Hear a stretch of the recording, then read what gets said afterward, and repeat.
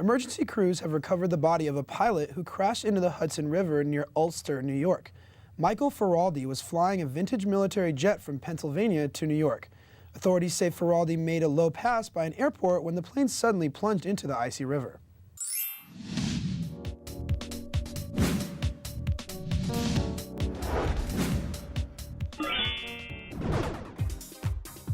Here's the scoop. Now here's Allison Fishbane with entertainment. The 83rd Annual Academy Awards was a big night for movies like The King's Speech, Black Swan, The Social Network, and more. Natalie Portman won Best Actress for her role in Black Swan, while Colin Firth won Best Actor for his portrayal of King George VI in The King's Speech. Christian Bale won Best Supporting Actor for his role in The Fighter, and Best Supporting Actress went to Melissa Leo as Alice Ward in The Fighter. The final award of the night was given to The King's Speech for Best Picture. Anne Hathaway and James Franco have received mixed reviews for hosting the 83rd Annual Academy Awards. Critics said they showed youthful energy, while others say they fell flat. E! Entertainment reported Franco was out of his league. The New York Times said they were charismatic and charming separately, but they lacked chemistry together. Other critics considered their skits clumsy and downright painful. Hathaway and Franco used skits to poke fun at nominated films like Inception and Black Swan. At one point, Franco came on stage dressed like a woman in a pink gown, matching gloves, and a blonde wig. The 83rd Academy Awards show was filled with anticipation as many waited for this year's winners. Fans traveled to catch a glimpse of their favorite stars, and the production crew worked tirelessly to prepare for the event. It was Hollywood's biggest night, and I was in the middle of all the glitz and glamour on the red carpet. The weather cleared just in time for Hollywood's most prestigious awards gala, the Oscars. With millions watching at home to see the event unfold, not many got to see the amount of work it takes to make sure the show goes on without flaws. Hundreds of production workers and press made their way to the Kodak Theater before 8 in the morning. And several lucky fans got to their seats and screamed for their favorite stars. Now, who are you guys rooting for this year's Oscars? Colin Firth. Colin Firth. Jennifer Lawrence, nominated for Best Actress. Celebrities gave their thoughts on who they hope to win. Christian Bale as Best Supporting Actor. The very first time the Oscars was held was back in 1929, just right across the street from the Kodak Theater at the famed Roosevelt Hotel. Now, only about 300 of Hollywood's respectable elite was there. But today, there are thousands here in attendance at the Kodak Theater and millions more that are viewing to see who's going to be the next Oscar winners. Tim Gunn from Project Runway made his way to the podium to prep for his interviews. Not only did A-listers walk the carpet, but so did reality star Kris Jenner from Keeping Up with the Kardashians. As the awards season comes to a close, many will never forget this special night. In Hollywood, I'm Rosalind San Juan for Valley View News. Charlie Sheen says he will return to CBS's 2.5 Men if the network pays him $3 million an episode.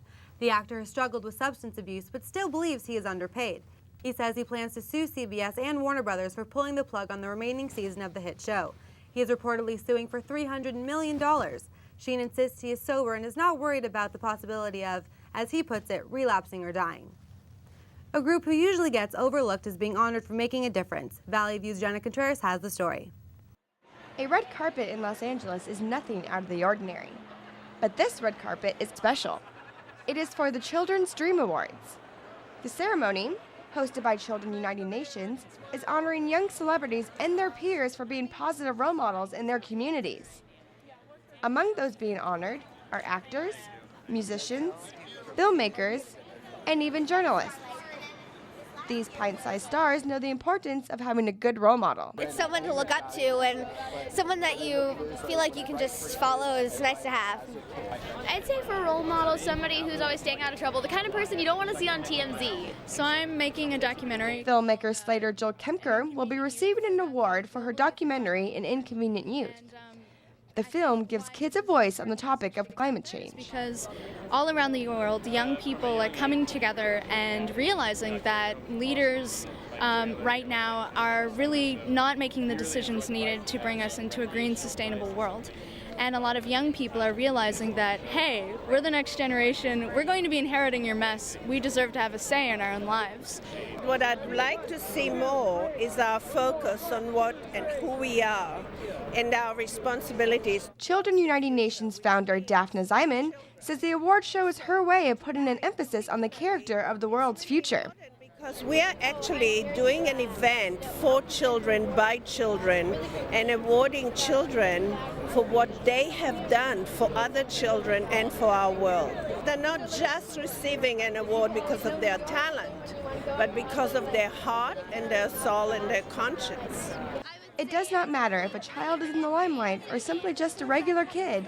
You can have something happen at your school, you can create a function at the gym, or, you can do all sorts of things to raise money. There's a lot of things, even though we're young and we don't have a lot of resources, but there are ways.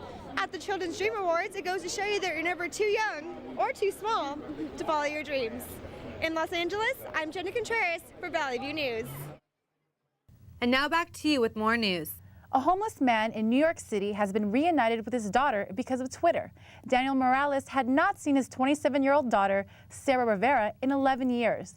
The two lost touch when Rivera moved to Puerto Rico with her mother in 2000. A great moment for myself. I feel rejoiced. Get to find my dad after 11 years. I don't even know how to feel right now. It's just, I'm very, very happy. Morales was given a prepaid cell phone a few weeks ago as part of a project documenting the lives of homeless people. He posted a picture of his daughter and told his Twitter followers he was looking for her. Rivera was soon contacted by someone on Facebook. Women I never heard of, my father never heard of, and I saw a picture of my father and I got the number. Morales said he will continue to tweet about his life as he rekindles his relationship with his daughter and gets to know his grandchildren. The Girl Scouts are being told they can't sell their cookies at a popular location in Savannah, Georgia. The girls tried to sell their cookies outside the home of Juliette Gordon Lowe. She founded the Girl Scouts, and her home is a National Historic Landmark open for tours. Officials say peddling on a public sidewalk outside the home is a violation of city ordinance. A survey was done to see if there was some private space between the home and the sidewalk, but none was found. Parts of Los Angeles County got a taste of rare winter conditions last weekend. Weather reports say snowflakes fell in Burbank, Glendale, and Studio City. The National Weather Service says the snow level in Los Angeles County was at 1,700 feet on Saturday evening. People say there was enough snow in some neighborhoods to create a thin white sheet on cars and streets. It had not snowed in valley areas of Los Angeles County since 1949. Thank you for watching Valley View News. I'm Cody Colgrove. And I'm Rosalind San Juan. Have a great day.